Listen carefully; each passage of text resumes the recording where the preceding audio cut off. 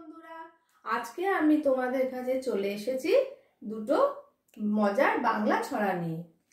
প্রথম ছড়াটা একটা ছোট্ট খোকার গল্প। ছোট্ট খোকা কি করেছে জানো? ছোট্ট খোকা মাছ ধরতে গেছে।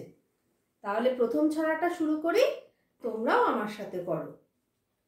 খোকা গেছে মাছ ধরতে, ক্ষীর নদীর কূলে, ছিপ নিয়ে গেছে কোলা ব্যাঙে, মাছ নিয়ে গেল চিলে।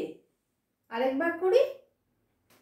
খোকা গেছে মাছ ধরতে, ক্ষীর নদীর কূলে, ছিপ নিয়ে গেল কোলা ব্যাঙে, মাছ নিয়ে গেল চিলে।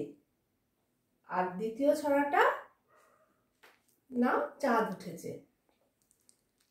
চাঁদ উঠেছে, চাঁদ উঠেছে, বাঁশ বনের ফাঁকে, পেঁচা ডাকে তেঁতুল গাছে, নিচে শেয়াল হাঁকে। আরেকবার করো আমার সাথে।